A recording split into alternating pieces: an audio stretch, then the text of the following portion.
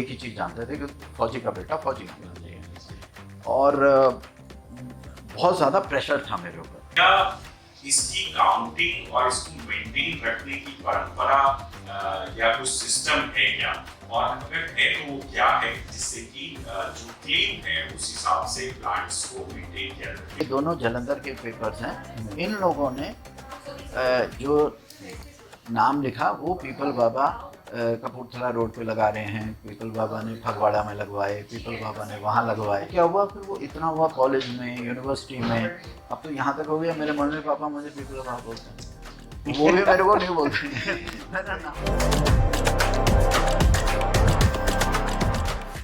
नमस्कार, आज पुनः आप सभी का स्वागत है ISRN NGO क्लिनिक पॉडकास्ट में, decoding the social development sector. आप जानते हैं ISRN NGO क्लिनिक पॉडकास्ट के अंदर हम लोग हर बार एक ऐसे मेहमान को लेकर आते हैं आपके सामने जिनके काम की, उनकी पहचान, उनका काम है, उनका नाम, आज उनकी काम बहुत सारे लोगों की प्रेरणा बन चुका है। ऐसे काम को लेकर करने वाले एक महान विभूति आज NGO पॉडकास्ट में हमारे साथ हैं, और मैं उनके बारे में छोटा सा एक परिचय दूंगा। हालांकि ये परिचय इतने कम शब्दों में नहीं किया जा सकता, क्योंकि उनके काम की जो यात्रा है वो 45 सालों की यात्रा है, और बड़ी ही अलग तरह की कहानी है। अगर आप उसको सुनेंगे तो आपको सरप्राइज होगा कि जब 11 साल की उम्र में जब एक बच्चा पिज़्ज़ा, पेप्सी और वीडियो गेम्स और अपने साथियों के साथ मौज और मस्ती के समय में रहता है, उस समय पर कोई बच्चा ये अपने जीवन का लक्ष्य निर्धारित कर सकता है, ये समझना भी बहुत मुश्किल है। आज के मेहमान की कहानी कुछ ऐसी ही है, जिन्होंने 11 साल की उम्र में अपने टीचर की एक छोटी सी बात से इंस्पायर होकर अपने जीवन का लक्ष्य निर्धारित किया, और आज उनके काम के कारण आज पूरे देश भर में 17,000 से ज्यादा वॉलंटियर्स जुड़े हैं, जो उनके न सिर्फ उनके काम को आगे बढ़ा रहे हैं, बल्कि जो काम वो कर रहे हैं उस काम को भी मैं आपके सामने लाऊंगा जब उस मेहमान के बारे में जो मैं परिचय दे रहा हूँ वो बताते हैं। तो वो पेड़ों से वो जुड़े हुए लोग हैं, और मैं पेड़ लगाने की बात कर रहा हूँ, लेकिन जब आप उनकी बात सुनेंगे तो शायद वो ये इस बात से सहमत नहीं होंगे कि लोग पेड़ लगाते हैं। उनका कहना है कि फॉरेस्ट्री अगर देश को बचाना है, आने वाले भविष्य को बचाना है, तो जंगल बनाने पड़ेंगे, हमें सिटीज के अंदर, गांव के अंदर पुनः निर्माण करना होगा और प्रकृति को वापस लाना होगा। ऐसे मेहमान हमारे बीच में आज हमारे साथ हैं, जिन्होंने न सिर्फ 17,000 वॉलंटियर्स को प्रेरित किया है, बल्कि अभी तक की जो 45 वर्षों की जर्नी रही है उसमें 2 करोड़ 30 लाख प्लांट लगाए हैं। ये कोई छोटी बात नहीं है। हमें गिनते गिनते हमारी लाइफ खत्म हो जाएगी कि 2 करोड़ 30 लाख प्लांट्स हैं कहाँ। ऐसे ही महान कार्य करने वाले हमारे बीच में, जिनको आप सब पीपल बाबा के नाम से जानते हैं, आज हमारे साथ पीपल बाबा हैं, जिनको स्वामी प्रेम परिवर्तन के नाम से भी लोग जानते हैं। मैं उनका स्वागत करता हूं, और आप अपना बहुमूल्य समय निकाल कर, और मैं कहूंगा कि जैसा आप कहते हैं कि पेड़ हमारा परिवार है, तो आज आप अपने परिवार को छोड़कर हमारे NGO क्लिनिक पॉडकास्ट में आए। आपका बहुत बहुत स्वागत है। मैं पूरी ISRN टीम की तरफ से आपका हार्दिक अभिनंदन और स्वागत करता हूँ। थैंक यू पीपल बाबा।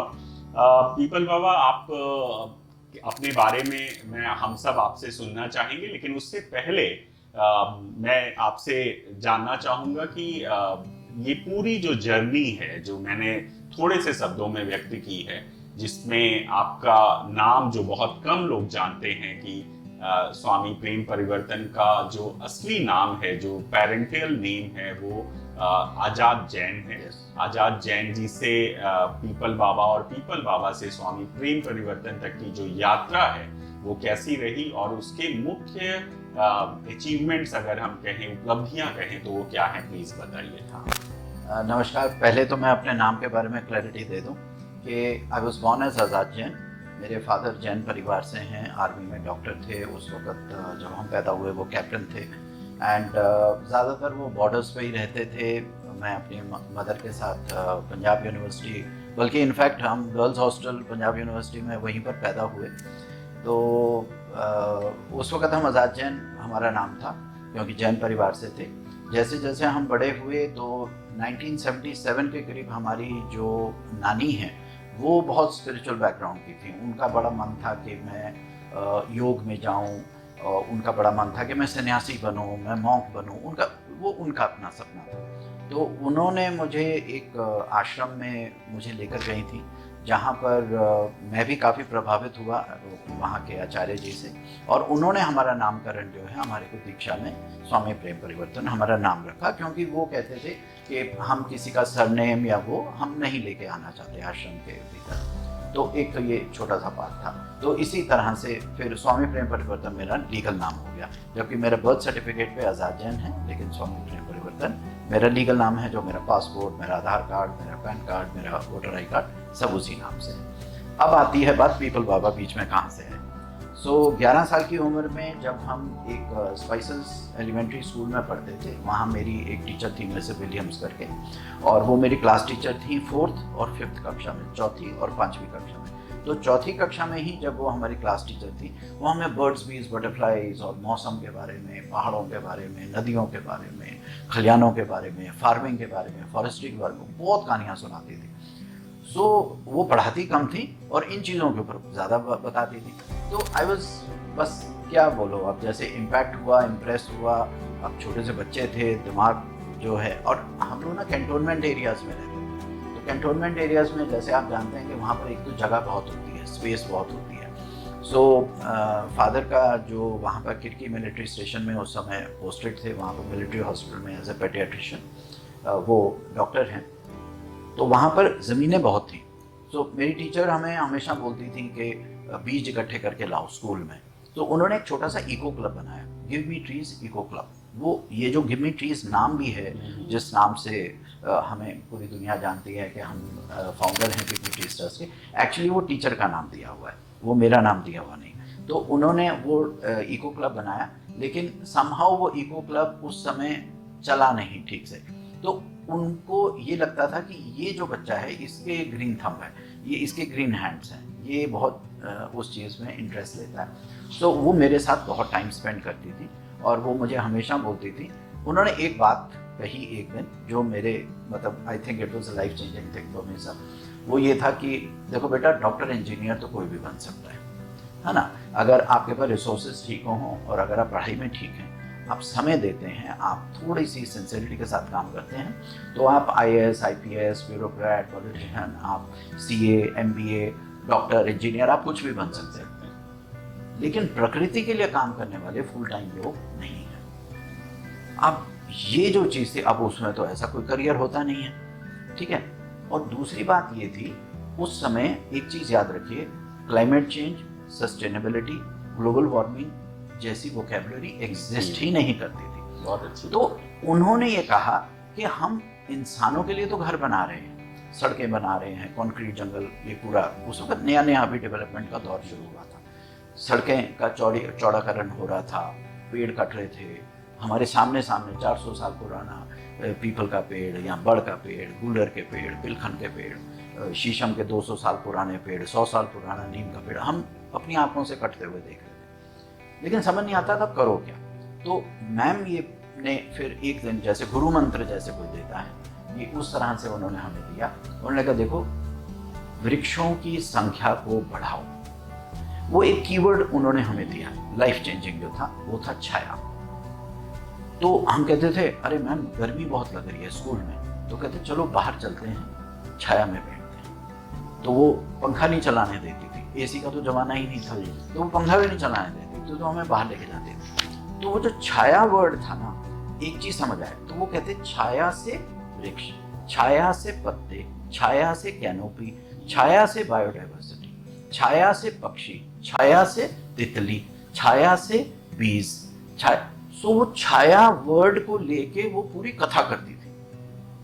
तो एक चीज दिमाग में घुस गई, वो ड्रिल हो गई, प्रोग्रामिंग हो गई, कोडिंग हो गई मेरे दिमाग में कि अब मुझे छाया पे काम करना है। क्योंकि अगर आपके पास ग्रीन स्पेसेस नहीं है तो आपकी हवा भी ठीक नहीं है, आपके पानी भी ठीक नहीं है और आपकी सॉइल्स भी ठीक नहीं है। तो ये चीज़ बचपन में ही समझ आ गई। और इसलिए नहीं किया कि मुझे कोई प्लेनेट को बचाना था या देश को, ऐसा कोई भाव नहीं था। बस ये था कि वो करना अच्छा लगता था। It was my happy song, it was my hobby. मैं पढ़ाई में बहुत अच्छा था, मुझे रीडिंग का बहुत शौक था, मैं बहुत सारी बुक्स पढ़ता था। तो मैम ने बस ये कहा मुझे कि देखो बेटा, जब भी छुट्टी का दिन हो खुरपी लेके निकल जाओ और 2-4 वृक्ष लगा लिया करो। लेकिन खैर उनका अंदाज़ा गलत था। मैंने पहले दिन ही 26 जनवरी 1977 को जिस दिन काम शुरू किया, मैंने 9 थोड़े सैपलिंग्स लगाए। वो 9 के 9 आज भी रेंज हिल्स रोड नाम की एक छोटी सी सड़क है, वो आज भी 9 के 9 वृक्ष वहाँ पर विराजमान है, आप जाके देख सकते हैं। और बस वहाँ से शुरू हुआ। अगले दिन हमने 23 पौधे लगाए, उससे अगले दिन हमने 56 लगाए, और ऐसे करके फिर मैंने एक चीज़ समझी। जैसे आपने कहा कि मेरी जो कार्य प्रणाली क्या रही, सर मैं एक चीज़ बचपन में हम समझ गए थे, अकेले आप थोड़ा काम कर सकते हैं, आपको लोगों को जोड़ना होगा। तो हमारी जो साइकिलिंग टीम होती थी, हमारी जो फुटबॉल टीम होती थी, वो सब बच्चे आके उसको पानी देते थे, हम लोग उसमें फेंसिंग करते थे गाय भैंस बकरी से बचाने के लिए पौधों को। वो मतलब एक पूरी प्रक्रिया थी, प्रोसेस। तो खेल खेल से सीखो की प्रक्रिया आगे बढ़ती गई। इसमें कुछ उपलब्धियां हमारे जो ऑडियंस हैं, दर्शक हैं, उनके पॉइंट ऑफ व्यू से अगर आप बताना चाहें कि जैसे मैंने कहा कि 2 करोड़ 30 लाख करीब 23 मिलियन आपने प्लांट्स लगाए हैं जी। तो वो और इस तरह के कुछ उससे जुड़ी उपलब्धियां हो तो वो भी आप हमारे दर्शकों को बता सबसे अहम बात जो है, मैं ये नहीं कहूँगा वो हमारा काम, हमारी ऑर्गेनाइजेशन, हमारे साथ जो 250 NGOs ने कोलैबोरेट किया, जो 126 CSR पार्टनर्स की कोलैबोरेशन रही, 4 लाख लोग हमारे साथ जुड़े, 17,800 हमारे जो फुल टाइम हमारे वॉलंटियर्स हैं जो वीकेंड्स पे आते हैं, Diwali holiday, Holi holiday, Christmas पे कोई भी छुट्टी मिल जाए। लॉकडाउन में तो हम लोगों ने माशाल्लाह बहुत काम किया हम लोगों ने। तो ये हमारी इन लोगों की उपलब्धि के बारे में मैं बताना चाहूँगा, मैं अपनी नहीं, इन लोगों की उपलब्धि जो सिटीजन मूवमेंट के गिव मी ट्रीज ट्रस्ट था, उसकी उपलब्धि है सर, ये 2,70,000 हेक्टेयर जो ऑडिटेड है, उसके ऊपर भी है हमारा, लेकिन जो ऑडिट ये 2,70,000 हेक्टेयर ये ऑडिटेड है। 2,70,000 हेक्टेयर में हम उसको ग्रीन स्पेसेस बोलते हैं, क्योंकि उसमें सर ग्रीन बेल्ट्स भी हैं, उसमें स्टैंड अलोन ट्रीज भी हैं, उसकी कैनोपी भी है, और ज़्यादातर जो हमारे 1200 हमने फॉरेस्ट क्रिएट किए हैं। जम्मू कश्मीर में हमारे 37 जो हैं, 37 बहुत बड़े बड़े हैं, टांडा, अखनूर, सांगला फिर एरिया, फिर उसके बाद सुंदरबनी, फिर पीर बटेश्वर, चुंगसी, रजौरी, थाना मंडी, ठंडी कस्सी, उरी, मांडेर, ये जो आप लोग सुनते हैं, तो ये POK के डोडा में भी है, नर्सन कमांड के साथ मिलके हम लोगों ने काम, ठीक है। फिर उसके बाद आपका यूपी में तकरीबन हर जिले में हम लोगों ने काम तकरीबन है ना। और दिल्ली में तो हमने 17 लाख पौधे लगाए, मुख्यतः हमने नीम लगाया यहाँ। पंजाब में हमने शीशम पे काम किया, यूपी में हमने जामुन पे बहुत काम किया, बिहार में यूपी में हमने पीपल पे बहुत काम किया, महाराष्ट्र में अगेन हमने मराठवाड़ा में नीम पे काम किया। और जो क्लस्टर प्लांटेशन जिसको हम आज के संदर्भ में बोलते हैं सिटी फॉरेस्ट बोलते हैं, या छोटी छोटी बर्ड सैंक्चुरीज बोलते हैं, या जो बर्ड पक्षी विहार बोलते हैं, ये हमारे तकरीबन 1200 के करीब, 1240 के करीब हैं। 1 करोड़ 27 लाख जो हैं वो पीपल के वृक्ष हैं। हमने मुख्यतः जो शुरू से इसलिए बदनाम हुए पीपल बाबा के नाम से, क्योंकि हमने पीपल पे काम करना शुरू किया। नानी ने 12 साल की उम्र में एक चीज़ समझाया, देखो बेटा, अगर आप बहुत सारी डाइवर्सिटी लगाने की कोशिश करोगे, अभी तुम बहुत छोटे हो, ठीक है, तुम्हारे पास इतनी पॉकेट मनी भी नहीं है कि तुम इतने सारे वृक्ष खरीद सको, तो एक काम करो, मैं तुम्हें पद्धति सिखाती हूँ कि किस तरह से। अब हमारे पास ज़मीनें बहुत थी हमारे पास, तो तुम नर्सरीज लगाओ। नर्सरी कहते हैं फाइकस की नर्सरी लगाओ, गूलर, पीपल, पिलखन और बट वृक्ष जो होता है, इसकी जो है दीवारों में, नालियों में, सड़कों पे छोटी छोटी पौध होती है, तो इसकी टैप रूट निकालनी सीखो। तो उन्होंने बताया कैसे पानी डालना है, कैसे उसकी ड्रिलिंग करनी है, कैसे उसको खींचना है पकड़ कर, है ना। तो ये आर्ट है, ये सब लोग नहीं कर सकते, ये एक फाइन आर्ट है। ये अगर आप कोशिश करेंगे वो टूट जाएगा, मर जाएगा।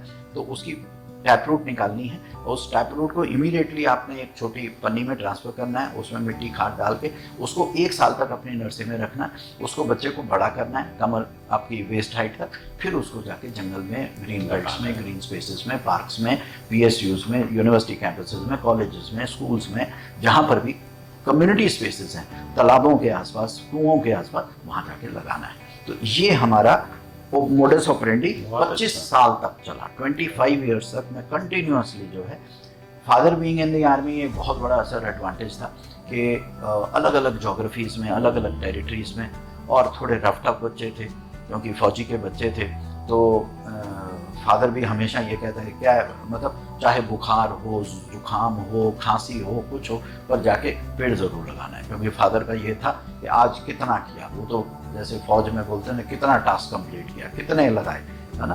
तो वो फिर एक इकोसिस्टम आपको सपोर्ट करता है, और बड़े प्यारे प्यारे लोग मिले। तो लोग बहुत हमसे पूछते हैं तुम्हारा चैलेंज क्या रहा।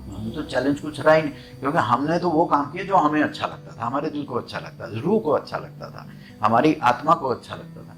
क्योंकि सर जब आप वृक्ष लगाते हैं, सैपलिंग लगाते हैं, उसको जब बड़ा होते हुए देखते हैं, उसकी जब कैनोपी आ रही होती है, उसमें जो पक्षी आते हैं, उसमें घोंसले बनाते हैं, उसमें वॉस्प्स आते हैं, उसमें जो स्क्विरल्स आती हैं, गिलहरियाँ आती हैं, उसके नीचे जो एक इकोसिस्टम, इकोनॉमिक इकोसिस्टम क्रिएट होता है। आज चाय वाला आके बैठ गया, आज चने वाला आके बैठ गया, कोई छोले भटूरे बेच रहा है, कोई नाई आके बैठ गया, कोई कॉबलर आके बैठ गया। तो मेरी नानी कहती थी, देख तू कितने लोगों को एम्प्लॉयमेंट दे रहा है, वहाँ पर ना कोई टैक्स दे रहा है। हाँ, तो अगर ऐसे देखा जाए तो 1,37,00,000 में से सर अगर आप सिर्फ 20% भी ऑक्यूपाइड लगाओ, लोग एनक्रोचमेंट बोलते हैं, मैं उसको बोलता हूँ एम्प्लॉयमेंट लाइवलीहुड है, तो हमने लाखों लोगों को लाइवलीहुड दिया। इस बात से मुझे याद आया, लास्ट हमारे एपिसोड में ISRN NGO क्लिनिक पॉडकास्ट में जो मेहमान थे वो जगत किनखावाला थे, वो स्पैरो मैन के नाम से उनको लोग जानते हैं, और उन्होंने 2 लाख से ज़्यादा गौरैया की सेव किया है उनको। तो वो एक बड़ी अच्छी बात कह रहे थे कि आज पेड़ कम होने के कारण गौरैया की ब्रीडिंग नहीं हो पाती और उनको नेस्ट नहीं मिल पाता, जिसकी वजह से उनकी ब्रीडिंग नहीं हो रही और धीरे धीरे उनकी जनसंख्या कम हो रही है। तो आप ये जो बात आपने कहा कि आपने इतने लोगों को एक पेड़ से एक आप एम्प्लॉयमेंट जिसको नाम दे रहे हैं, मैं तो कहूंगा कि आपने उनको घर देने का काम किया है। बर्ड्स के पॉइंट ऑफ व्यू से आपने कितने लाखों बर्ड्स को उनका आश्रय दिया है जो कहीं लुप्त होता जा रहा है, और इसकी वजह से आप देख रहे होंगे कि ट्रैफिक सिग्नल्स पे कहीं छोटी छोटी जगह पे नेस्ट बनाते हैं बर्ड्स और अपना लाइफ वो करते हैं। तो ये एक बहुत ही ऐसा काम है, मतलब ऐसी दुआएं आपको ऐसे ऐसे बर्ड्स या ऐसे एनिमल से मिल रही है जो बोल नहीं सकते, जो व्यक्त नहीं कर सकते, लेकिन वो आप इनडायरेक्टली उनके लिए बहुत सारा काम कर। जब हमने शुरुआत की थी, मैं ये चीज़ मेंशन करना चाहूँगा क्योंकि मौका नहीं मिलता ये बात कहने का। नानी ने एक दिन एक बात कही थी जब हम 12 साल के थे, कहते बेटा वो वाला वृक्ष लगाओ जो दुनिया नहीं लगाती। तो 2-3 दिन इधर उधर पता किया कौन सा नहीं लगाते। तो मैं एक नर्सरी वाले के पास जाता था जहाँ से मैं छोटे छोटे पौधे, उस वक्त मैं जामुन, नीम और शीशम बहुत लगा रहा था। तो उन्होंने कहा बेटा एक पेड़ है जो कोई ना फॉरेस्ट डिपार्टमेंट, ना हॉर्टिकल्चर, ना PWD, ना जल बोर्ड, ना कोई नहीं हाथ लगाता इसको, पीपल। लोग डरते हैं। तो मैंने कहा अंकल क्यों नहीं डरते हैं? कहते पता नहीं, लोग कहते हैं ये भूतिया पेड़ है, इस पे भूत है, यक्ष है। मैं आपसे ये पूछने वाला था क्वेश्चन, हमारे तो, उसमें लिस्ट ऑफ क्वेश्चंस जो हमने बनाई थी, अच्छा, उसमें मैं ये पूछने वाला था कि भारत की जो संस्कृति है उसमें पीपल के पेड़ को एक रिचुअल काम से जोड़ा गया है, क्योंकि कई जगह वेदों में भी पीपल के वृक्ष का जिक्र है, और स्पेशली जब क्रियाकर्म के जो काम होते हैं लोगों की जो मृत्यु के बाद, तो पीपल के पेड़ का ही उस पे पूजा होती है, और 6-7 दिन का जो पीरियड होता है उसमें जल चढ़ाना, ये करना, और उस पे कहा जाता है भारत में कि ब्रह्मदेव बाबा जो है वो रहते हैं, एक ऐसी मान्यता है, और इसलिए लोग पीपल का पेड़ लगाने से डरते हैं। और मैं ये भी इसमें कहूँगा, जोड़ूंगा कि पीपल का पेड़ जितनी तेजी से बढ़ता है, जैसे आपने पीपल को, मुझे लगता है कि पीपल ने आपको इंस्पायर किया या आप पीपल से इंस्पायर हुए, लेकिन इन दोनों के उसमें तारतम्य में अगर देखें तो पीपल की जो गति है बढ़ने की वो बहुत फास्ट होती है। कहते हैं ना कि एक जगह अगर मकान में भी कहीं पीपल का पेड़ लग गया तो उस पूरे मकान की जड़ें मतलब उसमें फैल जाती हैं। और कई जगह हम लोगों ने पुल के नीचे या ऐसी बिल्डिंग्स में, किले, पुरानी जो हेरिटेज प्रॉपर्टीज हैं उनमें देखिए तो पीपल्स के पेड़ आपको वॉल पे भी नजर आएंगे। तो वो अपनी जगह हर जगह बना लेते हैं। जैसे आपने 17,000 वॉलंटियर्स के दिल में जगह बना ली पीपल की तरह, आपका नेटवर्क फैल गया। तो ये जो आपने कहा कि सही कि आपने वो काम नहीं किया बल्कि लोगों ने आपका काम किया। मैं इसमें जो बहुत इम्पोर्टेंट चीज़ है जानना, और लोग वो जानना चाहेंगे कि हर काम को करने में हम उसका एक अच्छा पहलू तो हम सबके सामने आता है, लेकिन उसके पीछे एक कहानी भी होती है, समस्याएं भी होती हैं, चैलेंजेस भी होते हैं। और वो चैलेंजेस कभी कभी बहुत हार्श भी होते हैं, बहुत कठिन होते हैं, जिसके कारण काम कई बार लोग करते करते छोड़ देते हैं, टूट जाते हैं।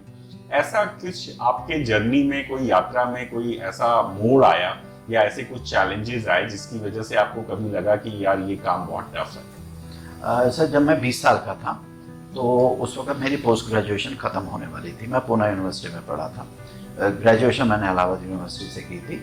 और उस समय हम थोड़ा, जो मैंने जैसे कहा, हमारे गुरुजन थे, आचार्य जी थे, उनके पास हम बैठे हुए थे। सो आई वॉज सिलेक्टेड फॉर, मेरा रोड स्कॉलरशिप में नाम आया था। तो only 2 people were selected from Asia. तो मैं इंग्लिश लिटरेचर में, मेरा गोल्ड मेडल है। I am a topper from 1988 batch, Poona university. तो उस समय मैं उनसे ये पूछ रहा था कि अब वो पड़ाव ऐसा था, फादर कह रहे थे कि तुम आर्मी ज्वाइन करो। वो तो एक ही चीज़ जानते थे कि फौजी का बेटा फौजी होना चाहिए। और बहुत ज़्यादा प्रेशर था मेरे ऊपर। और मुझे था कि मैं टीचर बनना चाहता था। मैं इंग्लिश लिटरेचर का प्रोफेसर, मतलब मैं इस तरह से, स्कॉलरशिप्स भी आ गई थी, सब कुछ हो गया था। अब उस समय तक सर मैं तकरीबन 1 करोड़ पेड़ लगा चुका था पीपल के, है ना। और पूरे देश में हम बदनाम थे पीपल बाबा के नाम से।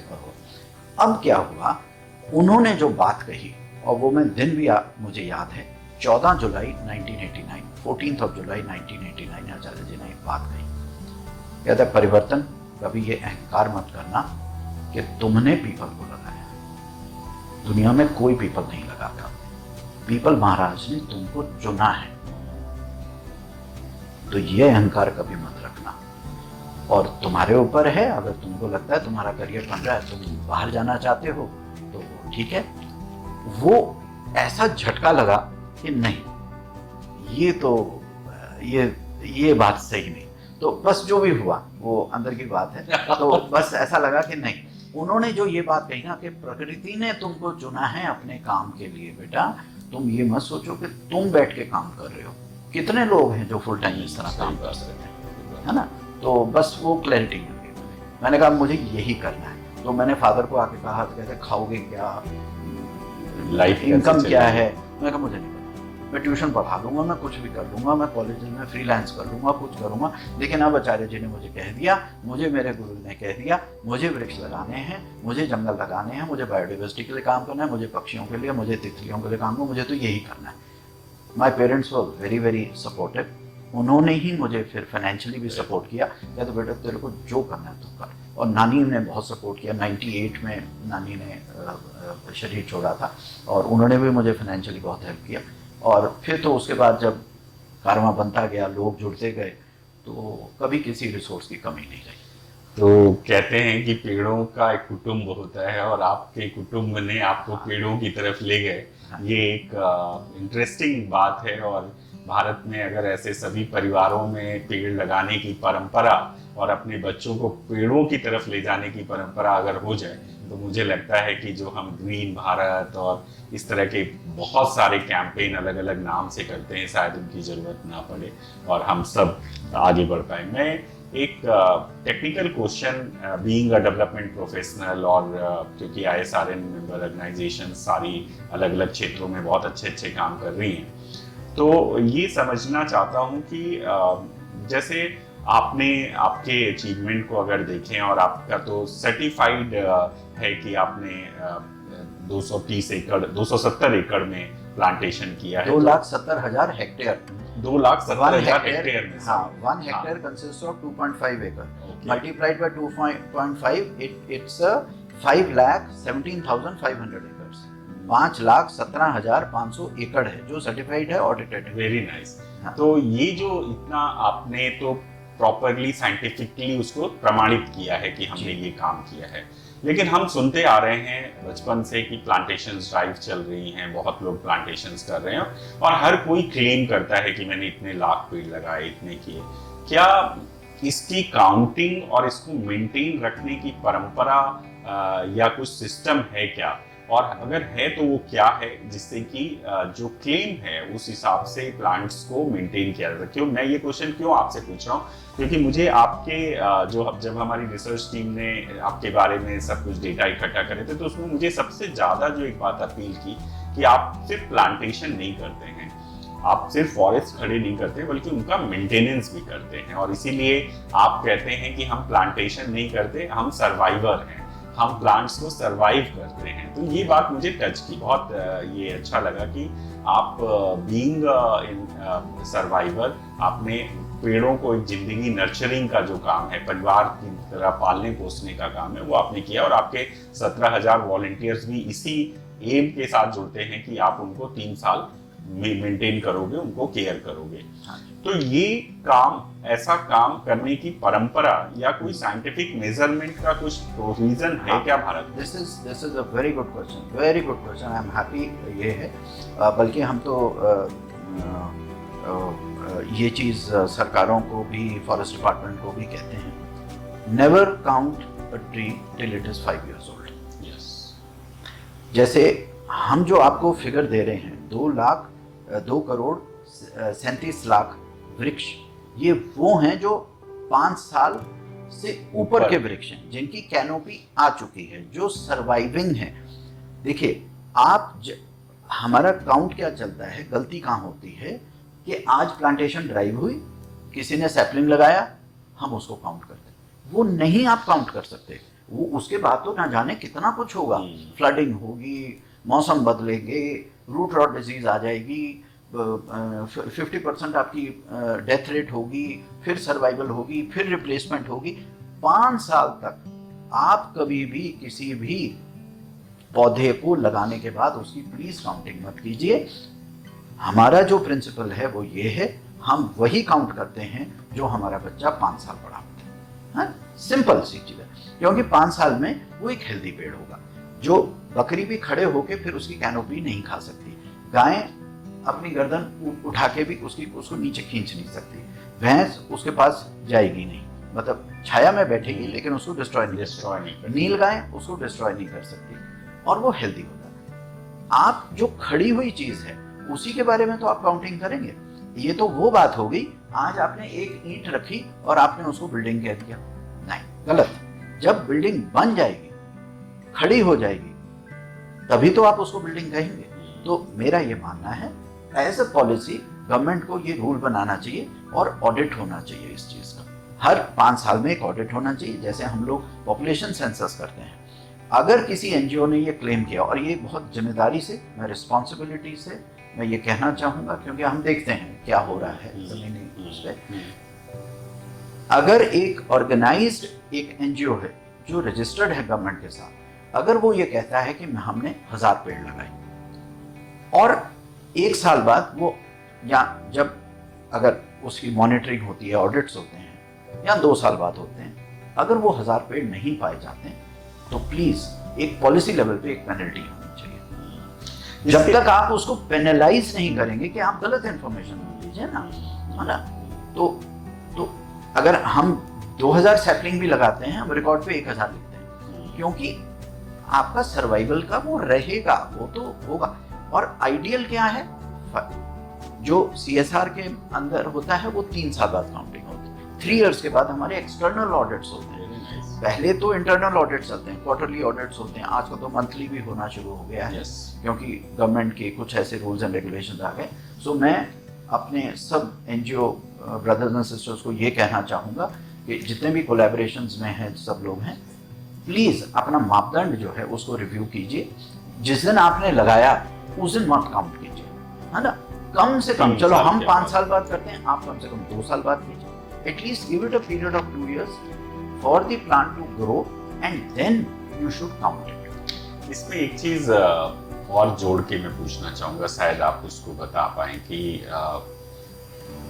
जैसे ह्यूमन काउंटिंग होती है, बर्थ होती है तो बर्थ रजिस्ट्रेशन सर्टिफिकेट मिलता है जी। ऐसा क्या भारत में कोई कानून या कोई योजना कुछ ऐसा है जहां पर प्लांट्स काउंटिंग होती हो, ट्रीज काउंट्स करते हो, चाहे वो फॉरेस्ट डिपार्टमेंट के थ्रू हो या किसी भी महकमे के थ्रू हो, लेकिन ऐसा कोई सिस्टम है क्या प्लांट्स काउंटिंग का या उसको नंबरिंग करने का? और आजकल तो टेक्नोलॉजी आ गई है, जब हम एआई के जनरेशन में बैठे हैं जहां आपको गूगल मैप के थ्रू ही अर्थ मैप है, कई टूल्स ऐसे हैं जहां जिनके थ्रू आप ज्योग्राफिकल एरियाज में कितने प्लांट्स हैं ऐसा काउंट भी कर सकते हैं।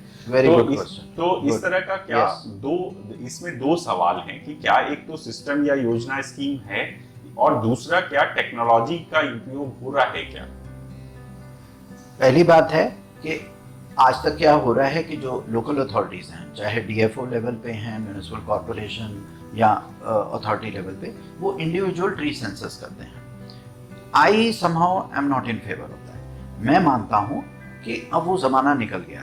जिस तरह से क्लाइमेट चेंज हो रहा है, जिस तरह ग्लोबल वार्मिंग हो रही है, जिस तरह हमारे गाँव तपिश में आ रहे हैं, हमारी सड़कें गर्म हो रही हैं, हमारे शहर गर्म हो रहे हैं, we have to move very fast. आपको सैटेलाइट इमेजिंग के साथ आपको अपना ग्रीन कवर मैपिंग करनी चाहिए एंड इट शुड बी 50-50। मैं बहुत रिस्पॉन्सिबली ये बात कह रहा हूँ।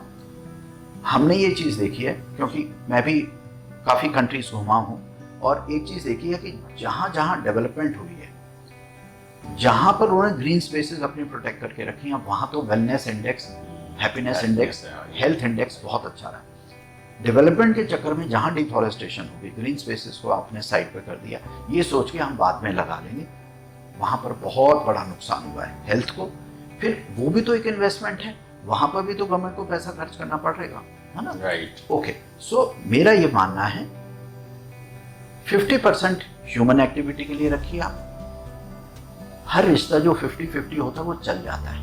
50% आप नेचुरल रिसोर्सेज के लिए रखें, नेचर के लिए रखिए। उसमें आपके वेटलैंड्स आ गए, पॉन्ड्स आ गए, वेल्स आ गई, आपके नदी आ गए, आपके फ्लड प्लेन्स आ गए, है ना? और सबसे जरूरी आपके डेंस फॉरेस्ट आ गए जो आपके लंग्स हैं, है ना? एक चीज यहाँ पर हमें समझना होगा, क्लोरोफिल इज गॉड, पत्ता ही परमात्मा है। कोई दीवार किसी गिरजाघर की, मस्जिद की, मंदिर की ऑक्सीजन नहीं देती। कोविड ने प्रूव कर दिया इस चीज को, ठीक है? It is only the leaf morphology जो ऑक्सीजन देती है, वही हमारी प्राण ऊर्जा है, ठीक है? और ये तो हमारे शास्त्रों में भी लिखा है। जो सनातन की जो पूरी प्रक्रिया है, चाहे बुद्ध है, महावीर है, उन्होंने एक ही चीज समझी कि वनस्पति चेतना ही चेतना है ना? हम मनुष्य चेतना में बहुत ज्यादा चल जाते हैं, हम ह्यूमन सेंट्रिक हो जाते हैं, ह्यूमन सेंट्रिक हमारी पॉलिसीज बन जाते हैं। हम ये नहीं समझते कि जो हमें पोषित कर रहा है वो तो वनस्पति चेतना है। इट इज, ये पेड़ों की सरकार है सर, ये तो पेड़ों की सरकार है जो पूरी बाकी सरकारें चला रही है। सही बात है ना? इसीलिए आप देखिए तो हमारे वेदों में जो पुराने कोई भी वेद उठा के देखिए, वहां पर सनातन धर्म के अंदर पेड़ पूजा को बहुत स्थान दिया गया और हर कोई भी ऐसा रिचुअल्स नहीं है जहां पेड़ों का स्थान ना हो। इवन आप देखिए घर में एक छोटी सी कथा भी लोग कराते हैं तो उसमें दूब का काम होता है, केले के पत्ते का काम होता है, आम के पत्ते का काम होता है। तो ये सब नदी, जो आपने कहा नदी है, पेड़ है, तालाब है, इन सब की पूजा हमारे शास्त्रों में है। लेकिन क्या है कि कहीं ये भागती दौड़ती जिंदगी में ना हम पीछे के रहे ना आगे के रहे और बीच में जो मिलता गया उसमें बहते चले गए। तो इस तरह के हम दौर में चल रहे हैं। तो हम जो कहना ये चाह रहे थे एक सेंटेंस में, instead of counting individual trees, हमको मैपिंग करनी चाहिए लैंड्स की।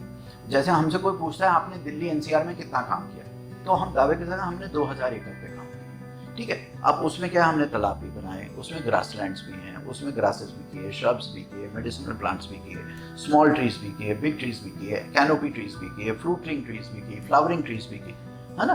तो ये बहुत तुच्छ मैं मानता हूँ कि कोई ये कहे कि इतने पौधे लगाए, ना ना ना ना, क्योंकि जो बायोडाइवर्सिटी आती है, वो जो जो मैजिक होता है, वो जो नेचर का पूरा थिएटर है, आपके तितली हैं, आपकी बीज हैं, आपके बर्ड्स हैं, आपकी स्पीशीज हैं, आपके रेप्टाइल्स हैं, आपके स्क्विरल्स हैं, आपके रोडेंट्स हैं, आपके प्रीडेटर्स हैं, आपके रैप्टर्स हैं, वो तभी आएंगे सर जब पूरा थिएटर पूरा सेट होगा, है ना। तो वो स्टेज सेट करने के लिए आप लैंडमार्क्स पे काम करते हैं। सो इसीलिए जब हमें गवर्नमेंट ज़मीनें देती है, हमें डिफेंस फोर्सेस देती हैं, हमें BSF, CRPF, NSG, हमें मतलब काफ़ी हमें ज़मीनें मिलती हैं। जब हम करते हैं तो हम एकड़ हेक्टेयर्स के साथ मैपिंग करते हैं कि हम 20% इसमें इतने पेड़ लगाएंगे, 20% छोटे होंगे, 20% फ्लावरिंग होंगे, 20% बी फ्रेंडली फ्लोरा लगाएंगे, 20% हम बटरफ्लाई फ्रेंडली फ्लोरा लगाएंगे, हम पॉलिनेटर फ्रेंडली फ्लोरा लगाएंगे। सो ये चीज़ समझने की बात है।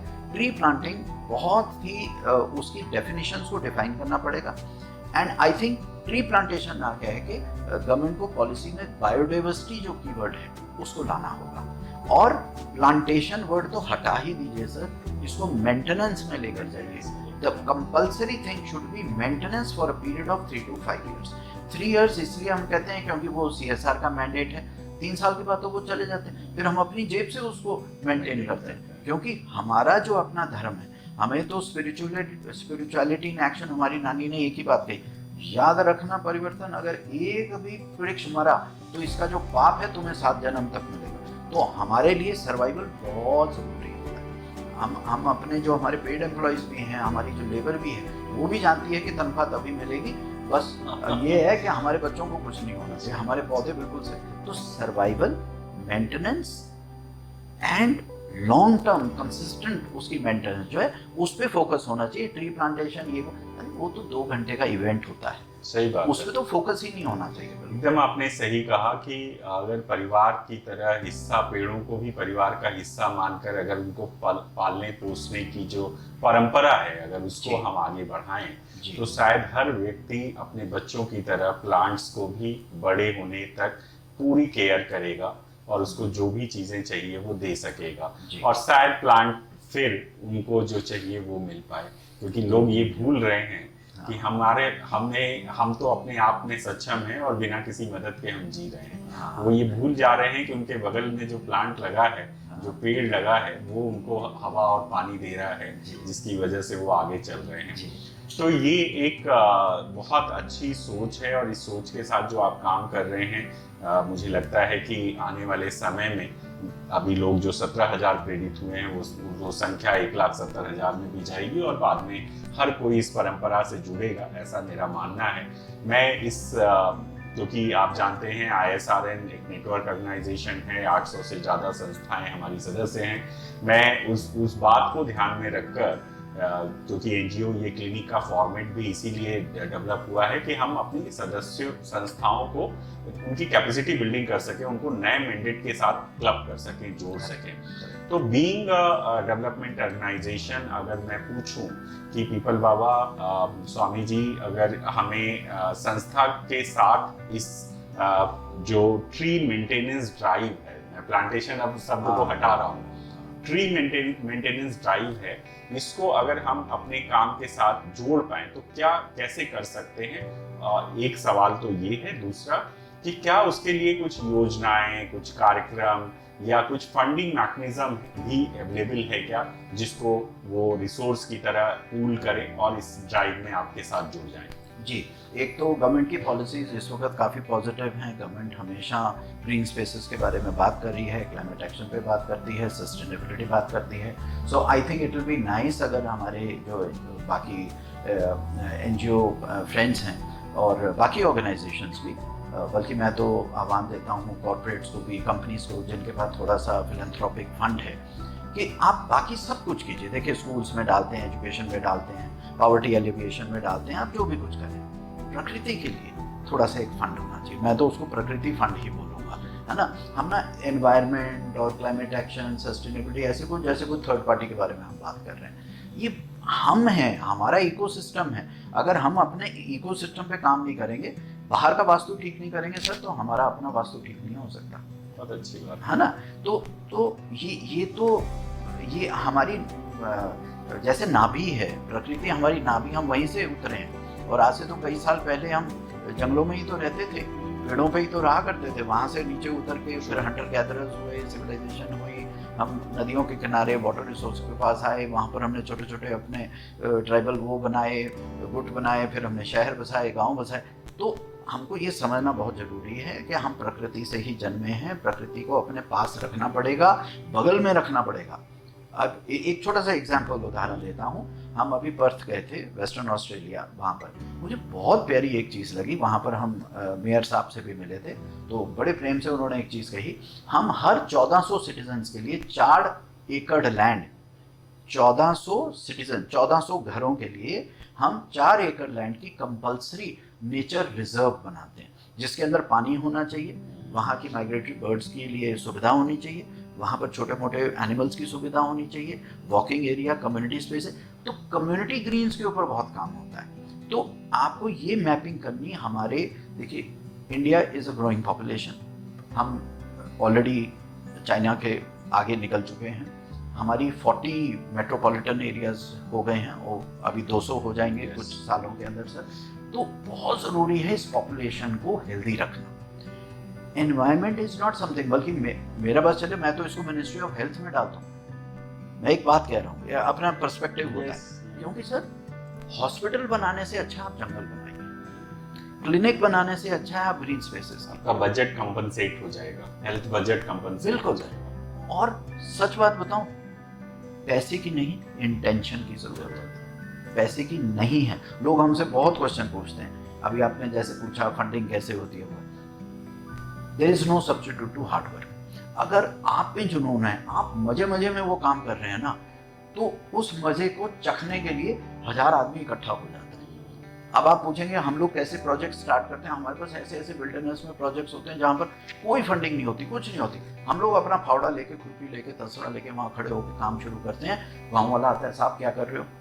तो चाचा हम कुछ थोड़े से पौधे वगैरह लगाने के लिए, ग्राम पंचायत ने हमें ज़मीन दी है, हम कर रहे हैं, फॉरेस्ट डिपार्टमेंट ने जगह दी। अच्छा साहब, तो थोड़ी देर बाद वो चाय का वो ले आएगा, फिर थोड़ा खाना ले आएगा, फिर वो 2 गांव वालों को ले आएगा। अच्छा सर आप बैठिए, हम थोड़े खड्डे खोद देते हैं। फिर पता चला वो एक गोबर की बुकी आ गई, वो गोबर गिरा गया, फिर वो पराली का एक ट्रक आ गया, फिर अपने आप स्वयं चीज़ें होती हैं। जहाँ राह है, जहाँ चाह है वहाँ राह है। तो मैं सबको यही कहता हूँ, सब लोग कहते हैं नहीं पहले बजट आएगा, हम प्लानिंग करेंगे। और एक तो ये जो प्लानिंग शब्द है ना सर, आधा काम तो वहीं खत्म हो जाता है। क्योंकि अगर आपको कोई चीज़ अच्छी लगती है, मज़ा आ रहा है काम करने में, आप वो करना शुरू कीजिए। प्लानिंग आपके मन में चलती रहनी चाहिए, लेकिन हाथ भी तो चलना चाहिए साथ में। एग्जीक्यूशन, इम्प्लीमेंटेशन पे जो एनर्जी लगनी चाहिए वो बहुत है। अभी क्या हो रहा है, 90% प्लानिंग होती है, 10% एक्शन है। मैं कहता हूँ उसको रिवर्स कीजिए और देखिए क्या रिजल्ट आएंगे आप। आपने एकदम सही कहा। मुझे इससे 2 बातें ध्यान में आई जो हमारे मेंबर ऑर्गेनाइजेशंस कर सकते हैं। एक तो बहुत पते की बात कही है स्वामी प्रेम परिवर्तन जी ने कि आपको हर प्रोजेक्ट के अंदर ये प्रोविजन एज, जैसे अभी आप करेंटली अपने लिए बजट जब बनाते हैं किसी भी प्रोग्राम का, किसी भी थेमेटिक एरिया का, तो वहाँ पे 10% ओवरहेड कॉस्ट रखते हैं जो प्रोफेशनल फी की तरह या ऑर्गेनाइजेशनल फी की तरह आप चार्ज करते हैं। सेकेंड, आजकल जब से ये सस्टेनेबल डेवलपमेंट की बात हो रही है, हम थर्ड पार्टी ऑडिट के लिए भी हम लोग उसके अंदर प्रोविजन रखते हैं सो दैट सोशल इम्पैक्ट्स को एनालाइज किया जा सके कि हर प्रोग्राम का इम्पैक्ट क्या हुआ है। तो सिमिलरली जो बाबा ने एक बहुत अच्छी लाइन दी है, मुझे आप सबके साथ ये आइडिया शेयर करने में बहुत खुशी हो रही है। और हम लोग, मैं आज इस अपने एनजीओ पॉडकास्ट में ये बात आप सबके सामने रख रहा हूँ कि आने वाले समय में ISRN के जितने भी प्रोजेक्ट होंगे उसके अंदर हम एक 5% फंड का, पूरे बजट का 5% हम ट्री मेंटेनेंस ड्राइव के लिए रखेंगे जिस भी प्रोजेक्ट एरिया में काम कर रहे हैं। तो जैसे आप भी अपने हर बजट बनाते समय अपने पूरे बजट का 5%, 2% according to the like capacity of the donor आप तय कर सकते हैं कि आपको कितना % रखना है। लेकिन मेरा ये एक जो आज आपसे इंस्पिरेशन मिला, एक आइडिया आया है, ये आप सब भी करिए कि जब भी कोई बजट बनाइए तो उसके अंदर एक पर्टिकुलर % ट्री मेंटेनेंस के लिए जरूर डालिए। अगर ऐसा आप करते हैं तो मुझे लगता है डोनर को आपके प्रोजेक्ट में और इंटरेस्ट आएगा और खुशी होगी। क्यों? क्योंकि उसको ये लगेगा कि ये ऑर्गेनाइजेशन सिर्फ इस पर्टिकुलर काम के लिए नहीं आई है, बल्कि साथ में ये ओवरऑल डेवलपमेंट को भी सोच के चल रही है। और आपका ये इन्वायरमेंटल एंगल जो है वो कहीं ना कहीं उसको इम्प्रेस करेगा, तो शायद आपको उसको कन्विंस करना और भी आसान होगा। तो ये एक टिप की तरह आप लीजिए और इसको आने वाले समय में अपने हर एक प्रोजेक्ट प्रपोजल के अंदर इनकॉर्पोरेट करिए। दूसरा एक आइडिया जो आपकी बात से आया है, जो स्कीम और योजनाओं की बात है, तो मैं ये कहूँगा कि जो भी संस्थाएं अर्बन डेवलपमेंट पे काम कर रही हैं, बहुत सारे आप लोग हैं जो अर्बन डेवलपमेंट में काम करते हैं, उनमें जो अर्बन प्लानिंग है, अभी इंडिया में अर्बन प्लानिंग बहुत प्रोफेशनल तरीके से डेवलप नहीं हुई है। तो जैसे आपने कुछ कंट्री के एग्जांपल्स दिए जहां पर डेवलपमेंट, जब एरिया डेवलपमेंट होता है तो उसके साथ ग्रीन एरिया भी प्लान किया जाता है, जो भारत में शायद नहीं होता है। यहाँ पे ग्रीन डेवलपमेंट के नाम पर हम पार्क डेवलप करते हैं, साइकिल ट्रैक डेवलप करते हैं, कुछ प्लांटेशंस के लिए हम काम करते हैं, सेंटर वर्ज और लेफ्ट राइट वर्ज बना के। बट आज इस बात आपके साथ इंटरेक्शन से एक बात मुझे और क्लियर हुई, और मैं चाहूंगा कि आप ऑर्गेनाइजेशंस इस बात की एडवोकेसी करिए। आप अपने अपने डिस्ट्रिक्ट में, स्टेट्स में जो अर्बन प्लानिंग डिपार्टमेंट है वहां पर इसकी लड़ाई लड़िए, उनको कन्विंस करिए कि जो भी वो नेक्स्ट 10 इयर्स का या 20 इयर्स का मास्टर प्लान बना रहे हैं उसके अंदर ग्रीन एरिया, जो कहते हैं ना lungs of the city, forest, urban forest को डेवलप करने का प्रोविजन जरूर रखें। कि अगर कोई एरिया हम 10 किलोमीटर का डेवलप कर रहे हैं तो एटलीस्ट 10 किलोमीटर में 4-4 किलोमीटर के बीच में एक अर्बन फॉरेस्ट होना चाहिए जो उस 10 किलोमीटर के एरिया का लंग्स बन सके। सिटी ऑफ द लंग्स के नाम से इसको डेवलप किया जा सकता है। और स्वामी प्रेम परिवर्तन जिसे मैं आज बहुत प्रभावित हूँ sir, really I am not saying you in the camera, but personally मुझे ये दो बात बहुत अच्छी लगी कि भारत में बच्चों को अगर हमें भविष्य देना है, अच्छा भविष्य देना है, आने वाली जनरेशंस को जिंदा रखना है, तो इस तरह के पॉलिसी लेवल इंटरवेंशंस भी करने होंगे। और ये डेवलपमेंट ऑर्गेनाइजेशंस आप सब बहुत अच्छे से कर सकते हैं। इसलिए ये एनजीओ क्लिनिक पॉडकास्ट के माध्यम से मैं सभी स्वयंसेवी संस्थाओं को, एनजीओस को कहूंगा कि आप प्लीज इस काम को भी अपनी मुहिम के साथ जोड़िए, तभी स्वामी प्रेम परिवर्तन की यात्रा का सही मतलब, सही उद्देश्य पूरा हो पाएगा और हम सब मिलकर भारत को बचा पाएंगे। जैसे अभी आपने कहा, मैं इसको थोड़ा सा एक्सपैंड करूंगा। It brings pleasantness to any project. अब जैसे स्कूल्स डेवलप होते हैं, अभी लासन एंड टूब्रो का कुछ और भी कुछ कंपनीज के वो हो रहे थे, तो हमने अपनी तरफ से कहा कि हम आपको वैसे ही करके दे देते हैं। और वो स्कूल इतना सुंदर हो गया क्योंकि उसमें फूल, बगीचे, किचन गार्डन, थोड़ा सा सब्जियां, बच्चे टमाटर तोड़ के लेके जा रहे हैं वहां से, फिर कुछ पीपल के वृक्ष, कुछ बरगद, कुछ जामुन, कुछ वहां। तो उससे क्या हुआ कि स्कूल एक बहुत सुंदर ग्रीन स्कूल एक बन गया। तो बच्चे भी बड़े खुश, टीचर्स भी बड़े खुश, एडमिनिस्ट्रेटर्स भी बड़े खुश। जो ग्रीन स्पेसेस होते हैं वो प्लेजेंटनेस लेकर आते हैं, वेलनेस लेकर आते हैं। तो इसीलिए अगर आप स्लम डेवलपमेंट में काम करते हैं, आप स्लम्स के आसपास कुछ पेरीमीटर प्लांटेशन कर दीजिए। अगर आप कोई सड़कों के ऊपर काम कर रहे हैं तो सड़कों के ऊपर छाया लेके, तो जितनी आप छाया लेके आए, देखिए हमारा जो, मैं फिर बाद में लास्ट में यही कहूँगा कि हमारी जो चेतना है ना, वो छाया के नीचे एक अलग ही वाइब आता है, एक अलग हमारा। बुद्ध भी जो है छाया में बैठे थे, महावीर भी छाया में बैठे थे, नानक भी छाया में बैठे थे, कबीर भी छाया में बैठे थे। छाया के बिना वो ईश्वर की प्राप्ति भी नहीं होती। बहुत सही, बहुत अच्छी बात कही कि ईश्वर का ज्ञान अगर लेना है तो आपको किसी न किसी पेड़ की छाया में जाना पड़ेगा। और आज के कार्यक्रम से जो हमें प्रेरणा मिलती है कि हमें ये छाया बनाने के लिए पेड़ को लगाना पड़ेगा और पेड़ के साथ आगे बढ़ना पड़ेगा। हमारा जो ये क्वेश्चन आंसर का सेशन है वो ऑलमोस्ट हमने वो बातों पे डिस्कशन किया है जहाँ पर हम एक अपने जो ऑडियंस है, जो हमारे दर्शक हैं, स्वयंसेवी संस्थाएं हैं, उनको एक मैसेज दे पाए। अब मैं हमारे कुछ साथी हैं ISRN के जिनके कुछ सवाल हैं, उनकी बहुत एक्साइटमेंट था कि विपल बाबा आ रहे हैं तो हम भी कुछ सवाल पूछेंगे, तो मैंने उनको आमंत्रित किया है। तो अब हम ऑडियंस क्वेश्चंस लेंगे, तो जल्दी से 2-3 सवाल हम आपके साथ उनको इनवाइट करेंगे, आमंत्रित करेंगे कि वो आएँ और 2-3 सवाल पूछें और उसके बाद आज का ये एनजीओ पॉडकास्ट कार्यक्रम को हम समाप्त करेंगे। स्वामी प्रेम परिवर्तन जी, जैसे कि पीपल बाबा हमने कहा कि हमारे ऑफिस की टीम है और वो बहुत एक्साइटेड है आपसे इंटरेक्ट करने के लिए। उनके कुछ सवाल हैं, मैं यहाँ पर इनवाइट करूँगा। मेरी कलीग है वैद्रोमी ISRN में काम करती हैं और वो आपसे कुछ सवाल पूछना चाहती हैं। Vaidromi please. Thank you sir. Actually sir आज ये सारी बातें हम दिल्ली में बैठ के कर रहे हैं और हम देख रहे हैं कि दिल्ली जैसे शहरों में किस तरीके से फास्ट मूविंग डेवलपमेंट हो रहा है और इस डेवलपमेंट के साथ साथ हमारे शहर के पेड़ भी कट रहे हैं। तो हम उस पेड़ के जो कटने को हो रहा है उसको हम कैसे कंजर्वेशन में देख सकते हैं और how to maintain the AQI of all the metropolitan cities. मैं मानता हूँ फिक्र करनी बंद करो, डिस्कशन करनी बंद करो, कॉन्फ्रेंसेस, सेमिनार्स, पैनल डिस्कशन बंद करो और एक्शन लेना शुरू करो। मेरे हिसाब से अगर हम 6 महीने 1 साल मिलकर सारी कम्युनिटी, दिल्ली NCR के जितने सिटीजन ग्रुप्स हैं, अच्छे NGOs हैं, गवर्नमेंट बॉडीज़ हैं, सब मिलकर एक जिद पकड़ लें कि हमने इस चीज़ को रिजॉल्व करके ही रहना है। अल्टीमेटली आपको ग्रीन स्पेसेस क्रिएट करनी पड़ेगी। उसका मैं एक सिंपल फंडामेंटल साइंस बता दूँ। आप चाहे कुछ भी कर लीजिए, देखिए मैन मेड कोई भी चीज़ होगी वो हीट एंड पोल्यूशन प्रोड्यूस करती है। जो आपका जो नेचर की चीज़ है, चाहे वो तालाब है, पानी है, पेड़ है, वृक्ष है, पार्क है, फॉरेस्ट है, वो हीट एंड पोल्यूशन एब्जॉर्ब करती है। ठीक है, तो आपको क्या करना है? बड़ी सिंपल सी चीज़ है, आपको सिर्फ उसको बैलेंस को ठीक करना है। आपको सिर्फ वो वाली मात्रा बढ़ानी है।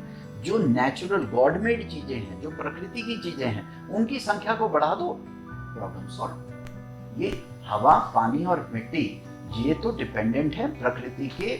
आपने कितनी स्पेस दी, आप उनको उतनी परसेंटेज स्पेस भी तो दीजिए। अगर आप इतना बड़ा मेट्रोपॉलिटन एरिया बना के बैठे हैं दिल्ली NCR का, तो 50% आप नेचर के लिए रिजर्व कर दीजिए, प्रॉब्लम सॉल्व। वो सारा का सारा जितना भी आपके टॉक्सिन, मतलब जो गैसेज हैं हमारा, और टेम्परेचर जो है, थर्मोस्टेट तो सिर्फ पेड़ होता है। आपका प्रकृति का पूरा, आपका प्लेनेट का जो टेम्परेचर है, वो रेगुलेटर कौन है? या तो ओशंस हैं, हवा है, या फिर वृक्ष है। ठीक है, अब ओशंस में जाके तो आप काम नहीं कर सकते, हिमालय को आप बदल नहीं सकते, लेकिन ग्रीन स्पेसेस पे तो काम कर सकते हैं। तो जो चीज़ आपके बस में है, जो आप कुछ ही महीनों में, कुछ ही हफ्तों में, कुछ ही सालों में आप एक्शनेबल जो चीज़ है, जो वेरीफाइबल चीज़ है, जो ऑडिटेबल चीज़ है, वो तो आपकी ग्रीन स्पेसेस है। आप उसके ऊपर काम कीजिए, उसकी संख्या बढ़ाइए, अपने आप प्रॉब्लम सॉल्व हो जाएगी। Thank you sir. Thank you. एक और हमारे साथी हैं आशीष मनसा रमानी। हाँ। वो वैसे तो इन्वायरमेंट में वो भी काफी काम करते हैं। जी जी। तो मैं उनको आमंत्रित करूंगा कि वो आपसे सवाल पूछें। आशीष please. So yeah, sir, I wanted to check what are some of the existing frameworks and policies right now towards tree plantation and tree conservation we have in India. I think we have the most number of schemes. I recently traveled to Scandinavian countries. I was in Netherlands, in Germany, France. I was my counterparts. I was discussing things over there. I think we have the best policies. India has the best, The only little thing that we need to do is monitoring mechanism. This has to be an audit mechanism. You can't let people get away with things, right? So I think policy level, written policy, it's all there. If you see our forest policies, you see everything is in space. I think we should not interfere with that. Implementation, execution, monitoring, auditing, I think that is where the government needs to work. And if we work on that, I think we can solve a lot of problems. Right. You, sir, wanted to check regarding the audits. What are the current gaps we are facing regarding these current regulatory guidelines? Can you elaborate on that? No, the gap is again implementation. Gap there is. I think there is very simple keyword: implementation. When you implement, then you have to monitor it also. When you monitor, you have to document it also. When you document, you have to get it audited also. Not just internal audits, it should be external audits also. So people should, again and again I have said, people say anything and they get away with it. That should not happen. So if we have a strong monitoring mechanism, so there should be a complete environmental audit authority in India. And जैसे हमारी ED होती है, CBI होती है, CID होती है, वैसे हमारा this is a national asset, it's a national asset. हमारा फॉरेस्ट नेशनल एसेट है। हमारे तालाब, हमारे पानी, हमारे तालाबों में एनक्रोचमेंट होती है। पंचायतों में इतने 4 से 5 तालाब होने चाहिए किसी भी गांव में, लेकिन सब लोग उसमें भराई करके उसमें प्लॉटिंग कर लेते हैं। सो वो जो एग्जीक्यूशन लेवल है, अगर हम सिर्फ उसके ऊपर थोड़ा सा तवज्जो दें, उसके ऊपर हम ध्यान दें, I think India can do great.